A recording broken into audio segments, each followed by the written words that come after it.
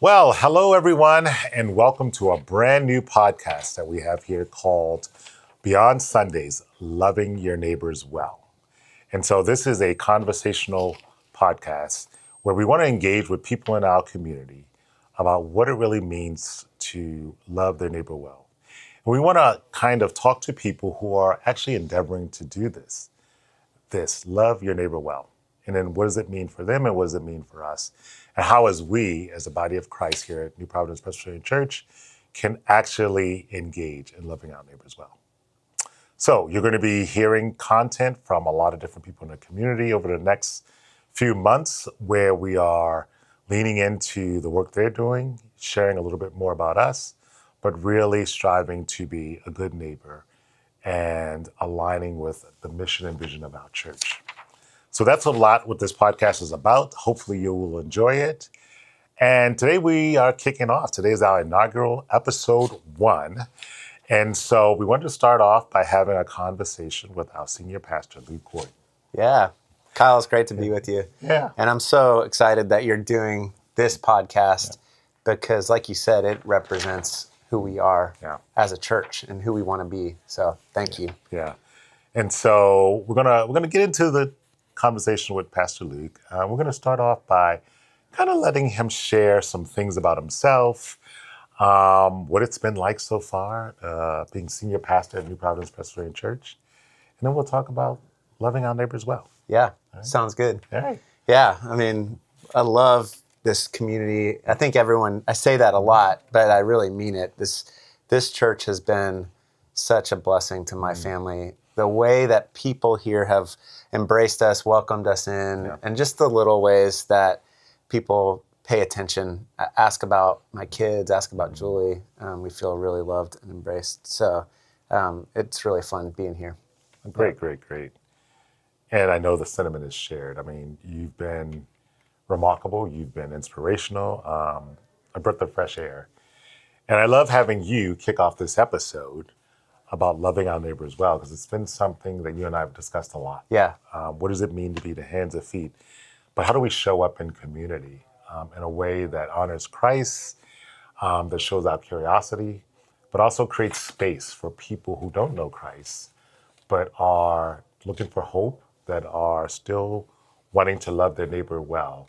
How can we provide a platform and avenues for them to do that well? So tell everyone, what does it mean for you to love your neighbor well? Well, I mean, I guess my neighbors have always loved us well. Sometimes with young kids, it feels like we're the ones that need help. And we've just had great neighbors. But I mean, for me, it just makes sense that this is Jesus's plan for his church. And it's so simple. Like, God, what do we want? How do we live out our faith? How do we glorify you and honor you with our lives? And Jesus just gave it to us in such a simple way. Love God and then love your neighbors. And if we do that, then we're on track with what God's plan for us is. And I mean, it's so simple, but it's hard to do because we, as people, we are so inward focused a lot of the times. And so this is just it's a simple step to say, how do we step out beyond ourselves and just show up in the world and love the people that are in our lives? Yeah. So let's dig into that a little bit. Yeah, let's do it. What have been some of the challenges that you've seen, either personally or with ministry, either in Texas or here in New Jersey, which really causes it to be a bigger struggle for us to really love, first see our neighbors, but then love them the way Christ designed us to love them? Yeah. I mean, I think a lot of churches nowadays end up programming, and we create programs, and that's something that we can plan and execute on, and that ends up being cleaner for people. But I think if you love your neighbor, that requires more of a relationship, and it's messier because people's lives are messy. So it's not an easy program. Yeah. It's more of a lifestyle. And so that's the shift that I think makes it challenging, is what does it look like for all of us individually in our lives to start paying attention to the people that we work with and the people that we we play with, the people that we live next to. Yeah. And so I think that's the challenge, is learning. Yeah. It's a mindset shift. Yeah. It's a lot of stress and pressure. How do you deal with that? Like, as senior pastor, first of all, as a pastor, there's a certain expectation that you are Christ-like with everything you do. And in this specific area, in this specific topic, what type of pressure and stress, if it does that have on you in just your daily walk, in your daily life? Yeah. Yeah, I mean, I don't feel it as pressure in that way because I just want to live authentically. And, I try to start my day with time with God and saying, okay, today, whatever I encounter today, would I glorify you? Yeah. And then just go about living in an honest way, which, because of my role as senior pastor, people are watching me and my kids, but we're not perfect. We're broken. We have our own issues. And so I think that, that's just the way it is, whether it's pressure or not pressure, I think. And maybe my kids feel that more than I do, but yeah. That's the right answer anyway. I put the answers to the question in, and that's the right answer to the question. So Yeah. you get a grade A. Yeah, okay, good. For answering that correctly.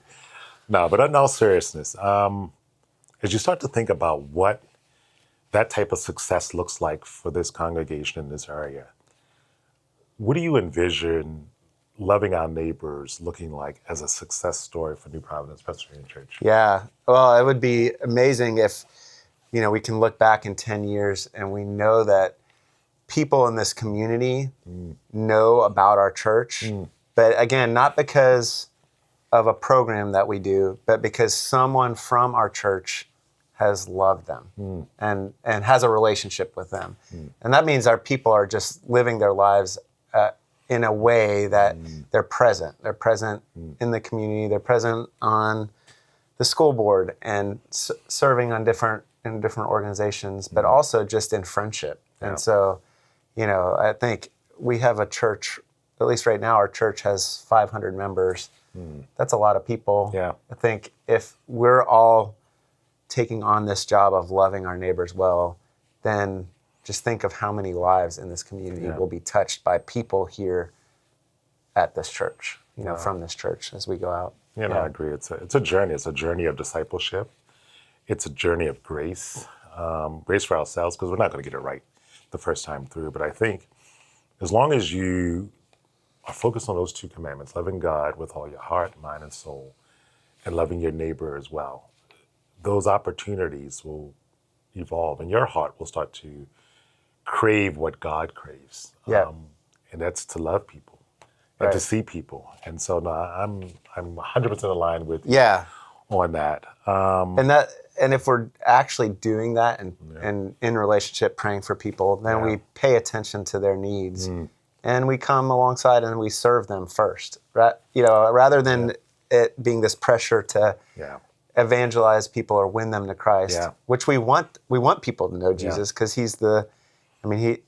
his grace is life-changing. Yeah. But it starts with just showing up and seeing people, loving them where they're at. And that's why I love your book that you're going to, I think you're going to keep that out throughout the series. Exactly. Everyone will come and see this blessed book. But just, that mindset of how are we going to begin with prayer, just praying for these people, being in a relationship, listening to their needs, having the eating with people. Like, are we just spending time in our daily life? And some of that is intentional. I want to get to know you, so I'm going to initiate either having you at my home for a meal, which is a big step. I mean, that shows a lot of love to people, or hey, let's grab a meal out. But it's just that time and investment. And then you're looking for ways to serve people. Absolutely. And eventually, through that relationship and friendship, you're going to share Christ through your life. So, that's beautiful. Another thought that just popped into my head, and we've been talking a lot about loving our neighbors, but loving them into what? And we had discussions months ago on, are you really getting people to just come to church? Is that the mission? Or are you creating a space where they can thrive and learn? And sometimes churches focus on getting people saved and getting them in, but then there's no maturing. right. There's no advancing beyond that. And so what do we need to do as part of that love? Yeah. How does that translate into not just seeing them, listening to them, having them accept Christ, but then building them into community? Right. You know? Yeah. I mean, and that's our focus as a church is it's around the question, what kind of people are we sending out into the world?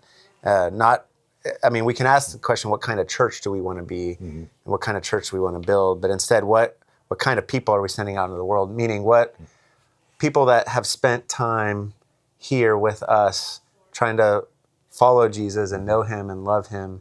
Then, as they go out into the world, their lives should be shaped and formed by Him. And the way that you handle stress and pressure, we've been talking a lot about that. Yeah, in our own lives, we have things happen that we didn't see coming and that we didn't plan for. But then, how do we respond in a way that reflects our faith and a peace that comes from God that is beyond us? And Kyle, you live that way, which is awesome. Yeah.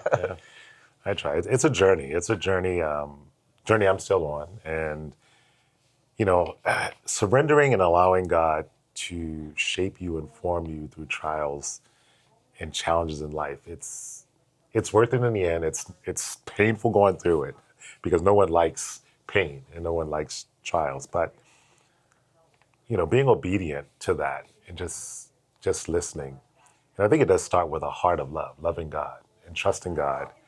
And when this vertical relationship is really working, it kind of simplifies things horizontally and gives you a different appreciation for people and a different mindset and outlook. You don't see people the same. You don't see them as your enemy. You don't see them as something to be accomplished or conquered. You see them as something to be loved because He loves you.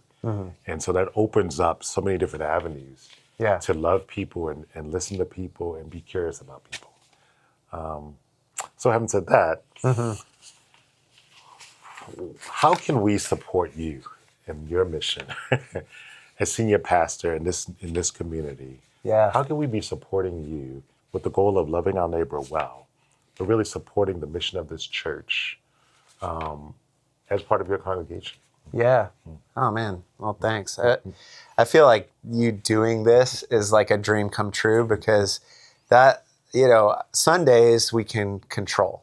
Sundays is like, we have home field advantage because people that are coming here are coming and choosing to be here. And so we look at that as an opportunity to build up the church. This is, how do we equip our church? But then what we can't do is control the rest of the week. And that's why I love like your focus beyond Sundays, because our mission isn't just Sunday mornings. Our mission is to make disciples out in the world, to share Christ beyond the walls of the church.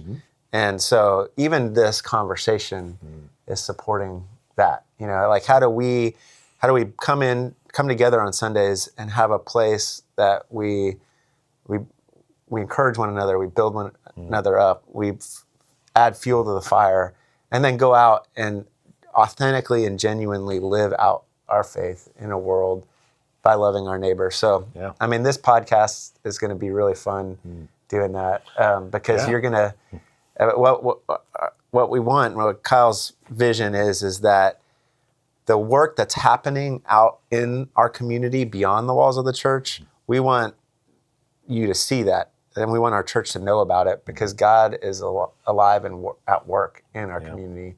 And sometimes on Sunday we can't communicate all that. So this gives us a chance just to see it.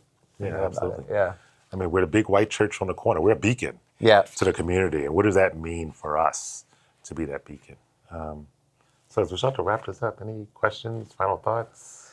Yeah, I mean, I think that part of the uniqueness of our community, I mean, New Providence, our church is right in the center of this town, but we also have this whole series of towns that we draw from. And all these little towns are such a unique part of the world. I'd notice it because I'm coming from Texas. Yeah. But I was watching a podcast with Asher the other day, and this podcaster was talking about how unique New Jersey is. And he was going back and looking at a law that was passed in like the 1890s that allowed local governments to stay small. And New Jersey is unique because of that history.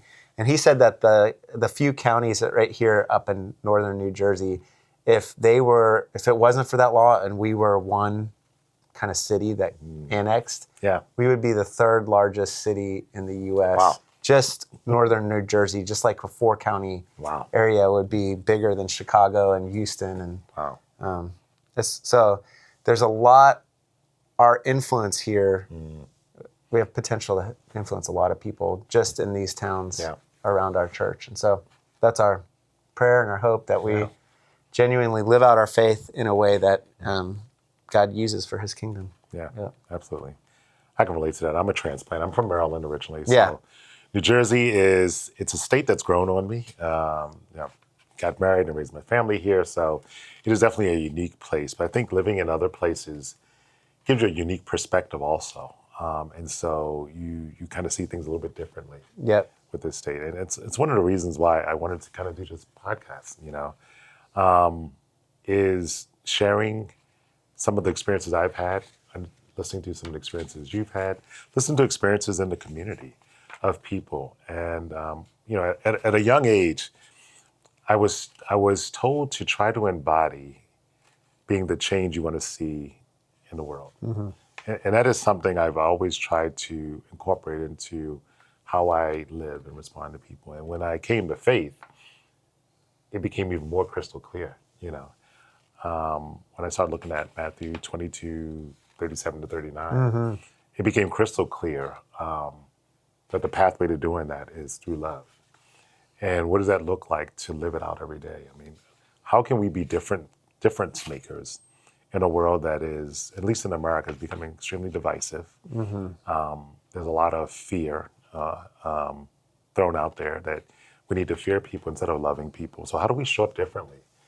And in spaces where it's not easy to do that. And, I made a commitment a while ago to always focus on love no matter what. And you got to be careful sometimes what you ask for, because the no matter what will come. And challenge, do you really believe what you believe? And so, it's not always easy. Yeah, and you can't love like that apart from God's strength. Exactly. Yeah, that kind of love is beyond us, because we get angry and we get offended by people. Absolutely. We feel like what people deserve is not love. Exactly. So to love people that have offended us, or that that in some ways we deem are not worthy of love. And then we show up and love them anyways. That has to be from God, because we, in our own understanding, it doesn't make sense. And that's where, part of what we're doing by loving our neighbor is we're obeying God. Absolutely. And trusting that He comes alongside and gives us that love. That it still is genuine. It's not contrived. But And allowing God to transform your heart, there's nothing more like that. It's letting go of anger, letting go of hate, and letting that be replaced with genuine Christ-like love and affection for people. It is an amazing experience. But you got to stay in your word. You got to stay in prayer. You got to constantly feed your spirit to do that. You can't do that, to your point. You can't do that apart from Christ. You cannot. So part of what Luke has been trying to really encourage is really biblical literacy, getting into our word, prayer, and forming these communities of support that we can grow together and share together and learn together and then love out of that. So I'm very appreciative of that. You're a difference maker. You are a difference maker. So I hope you know that. Well, thank you. Yeah. And we've seen it in the short time you've been here. Yeah. You're making a difference. So thank you. Man, praise God. It's awesome. All right. So that's a wrap for episode 1. Stay tuned for weekly drops of new episodes coming forward. There's going to be some really engaging discussions. And as our first-time podcasters, it may not always look perfect, but really tune into the context because we are really striving to love our neighbors well beyond Sundays. And so be blessed, have a great week, and stay tuned for the next episode. Thanks, Kyle. Yeah.